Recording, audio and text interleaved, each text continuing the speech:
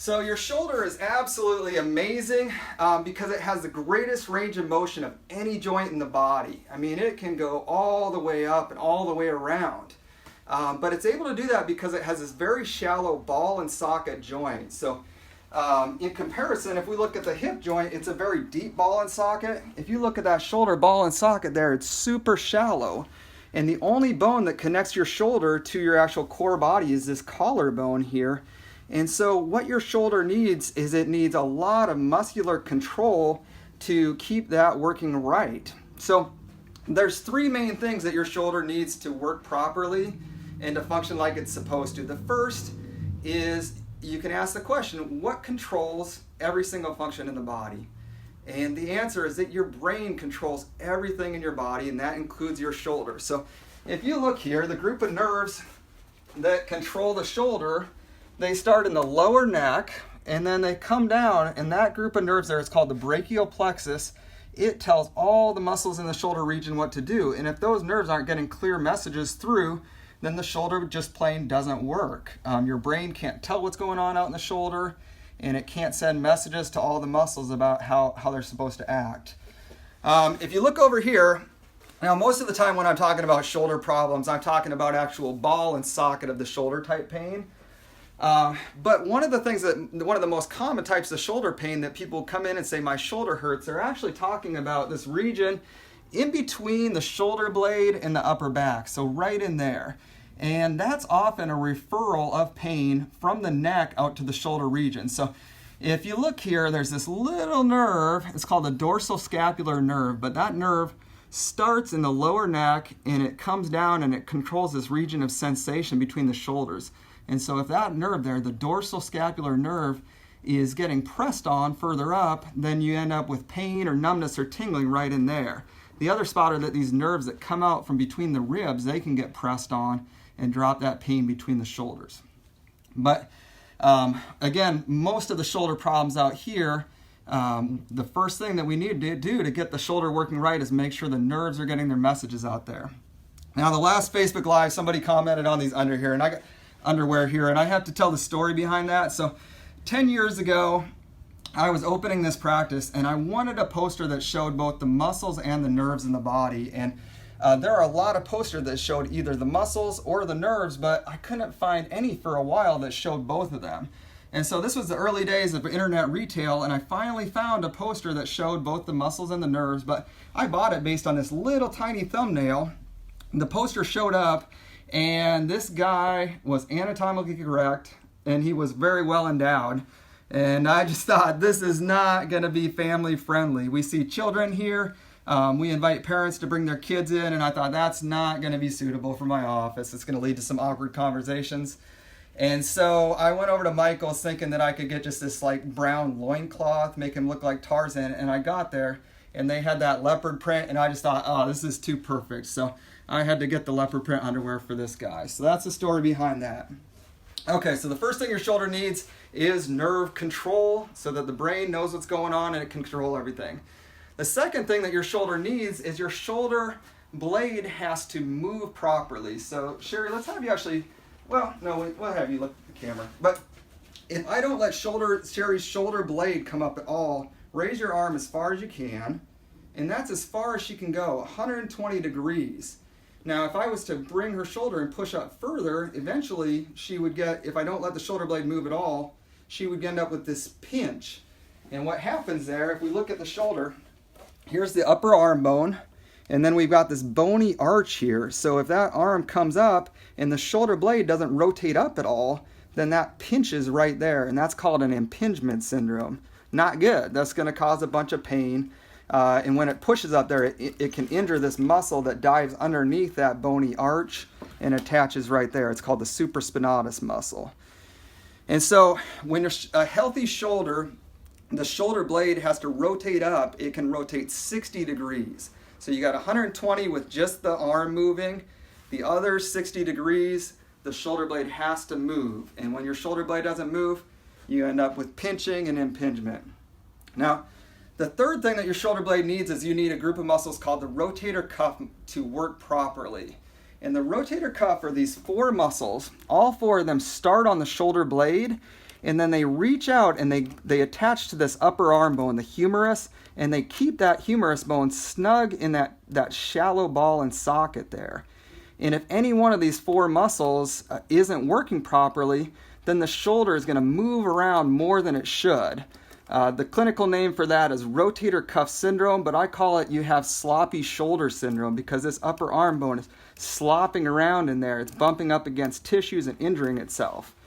And so I got a little analogy here that can help you understand this. Your shoulder is this really shallow ball and socket. So you look at this apple here. Each of these rubber band pieces that comes up, that represents one of those rotator cuff muscles. So right now this is pretty stable, but let's say that I come in and I just make one of those rubber bands really loose or cut it completely. Now, is this thing going to be stable? Am I going to be able to wiggle it around? And so that's that group of 4 rotator cuff muscles. They're little muscles, but their entire job is to keep that shallow ball and socket lined up perfectly. And if even one of them's not working, the whole system starts to fail and you have injury.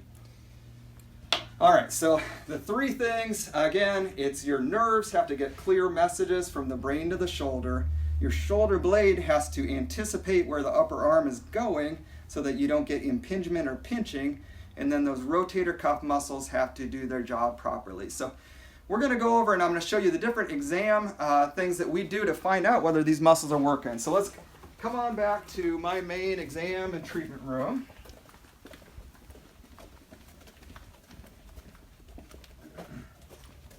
All right, so I usually when I check people out, I start by checking the spine, and then I do more checks further out into the shoulder region. So let's say that I have Sherry, tilt your head to the right, and let's say that caused some referral of pain down into the shoulder, come back to normal, turn your head to the right.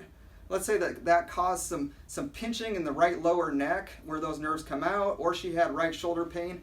We've got a good clue that the neck is involved in that shoulder problem. Hot flash. Uh-oh.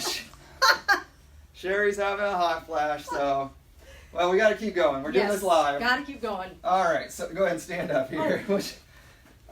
So the next thing I'd have people do is some different shoulder ranges of motion. So if I have Sherry lift her arm here, so lift the arm nice and slow, what happened to a lot of people is they get up to here, and this is where they start to feel this pinch. So we have a clue that the shoulder blade hasn't anticipated where the arm's going, and so she's getting that bit of pinching there. And then a lot of people can keep going up, but there'd be what's called a painful arc as the arm goes through that region there. Now there's a separate condition that we'll deal with sometimes, and that's called frozen shoulder. So the actual shoulder ball and socket down here has this sleeve or capsule around it. And randomly, sometimes this spontaneously just cinches up on that shoulder joint. And when that goes on, what it would look like is the person would get up to here and they just can't go any further. If I push their arm further, they would wince and yelp. Also, if I had their arm go back this, they might get to right there. And then if I went any further, they'd yelp. And they'd have almost no ability to go down like that. It would just get this terrible pain. So that's frozen shoulder or adhesive capsulitis. So go ahead and have a seat, Sherry. So now one of the other things that I'm going to do to everybody is I'm going to push on each and every bone in the spine, and I'm going to be feeling for stiffness, and then the patient gets to share with me if this just feels like pressure as I push on them, or does it give them a sharper pain than it should. So again, if Sherry's having some right shoulder pain, we would be wondering if there's inflammation anywhere from the neck down to this region right in here, the 5 nerves that control the shoulder. And so if I was pushing and Sherry tells me it feels normal, and then she goes, ow! That gives us a good clue that this lower neck right there, it's not working like it should. All right. Then the next thing I do is I go through and I check the function of all the major muscles in the shoulder. And so, Sherry, let's have you lie on your back here, and Sandy will have you go over there a ways. So I'm going to roll through and check these muscles, but when I do this with the patient, I go a little slower, and I'm checking how strong the muscles are, how well they're functioning, and then the patient would be telling me if it just feels like normal function or if it hurts more than it should anywhere. So I'm going to see if I can name all these. This is going to be a good challenge because we're going to roll through these pretty quick. So push up that way. So there's your mid-deltoid, and pull toward you. Biceps, push toward me. Triceps, good. Push up that direction. There's your coracobrachialis. push up that way. There's your anterior deltoid. Keep the arm straight, press across your body. There's pec major. Punch your arm forward off the table. Hold that up there. That's serratus anterior, one of the major muscles that moves the shoulder blade around. Now we're into some of the rotator cuff muscles. Push up that direction. There's the supraspinatus. That's the most commonly injured rotator cuff muscle. It's that one that dives underneath that bony arch. All right, and push your hand away from your belly. There's infraspinatus. Hold your elbow to your side. There's your rhomboids. Let it relax. Hold your entire arm to your side. Good. There's latissimus dorsi. Push the elbow toward the floor. There you go. Teres major. Now push the hand down toward the floor. Okay. So the rest of those work pretty well, but that's the subscapularis muscle. It's the main pitching muscle. So Sherry, your pitching career is in jeopardy here unless we get that muscle working at full function. So that's a big deal. So that amount of function, the rest of them checked really good. That one, when I tried to check it, it felt like a swinging screen door. So we'd say some of the nerves aren't getting their message through. Push the hand back toward the floor. All right, and there's teres minor. So in that quick, we get to see what are all those muscles in the shoulder blade doing. So let's go ahead and come around the corner. So a lot of times we'll get x-rays taken, lower neck, and often the shoulder region itself. And so when we get the x-rays of the shoulder, we're checking to see if there's any arthritis in that area. Let's see here. So come on closer. So when we look at the neck, I can see more what's going on instantly about the history of this person's neck and how it's working right now. So this is an example, normal neck. It has a smooth forward curve.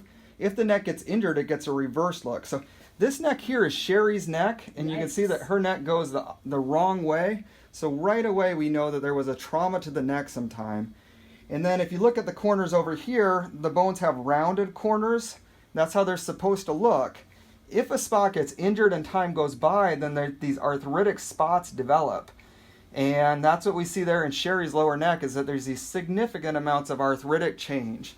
And when I see those spots, I'd explain that they're a little bit like a cavity, in the sense that, a cavity gradually gets worse and sooner or later we expect it to have some problems. This arthritic change here is a little bit like that. It gradually gets worse. Sooner or later it affects how the nerves work. Another analogy for when I see arthritis, again, your nerves, they're carrying electrical messages from the brain to these organs. And so let's say that you go to plug in your old iPhone 4S or whatever with this cord here, and you look there and you see that there's these little spots open. Like if you plug your phone in and it doesn't charge, would you ever consider going and getting a new battery or getting a new phone? Or would you say, no, I'm pretty suspicious that cord's not getting the message through? So when I see an arthritic spot like that, sometimes those spots are working okay, but we have a suspicion that that spot's not getting clear messages through. And then,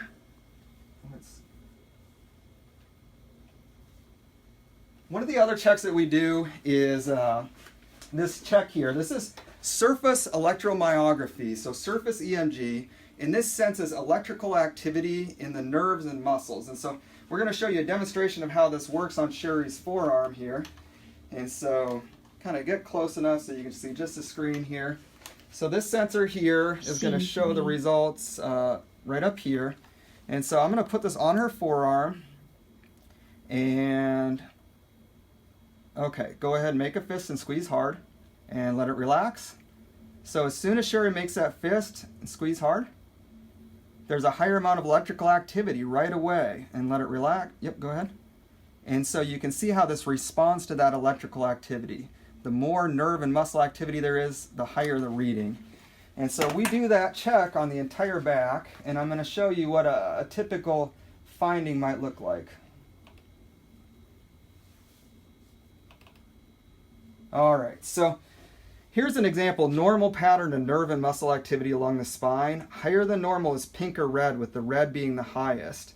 And then lower than normal is yellow. So let's say this person comes in with right shoulder pain, and we see these really high readings there. We have a good clue that the nerves and muscles aren't getting their message through. So essentially that's the complete exam, and you can see that we get a lot of information. At the end of the exam, I have a good idea of whether people's problems are caused by the neck, caused by shoulder blade dysfunction, rotator cuff issues, or if there's a combination of all three going on.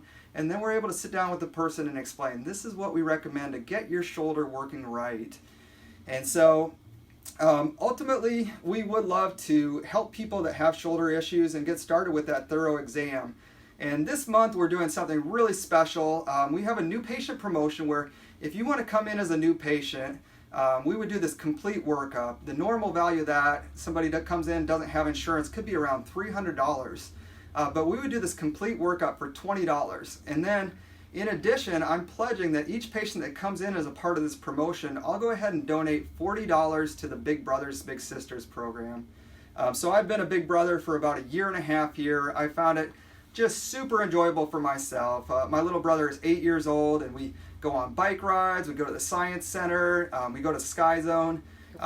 Yeah, we go fishing. It's been a blast. And I mean, my little brother definitely gets a lot out of it. I'm always encouraging him to go far in life and just stay focused on school. So it's an amazing program, and so I'm excited to support that, where each patient that comes in, I'll go ahead and make that $40 donation to Big Brothers Big Sisters. So if you want to come in with that, you just give us a call. Our number over here is 309-1217.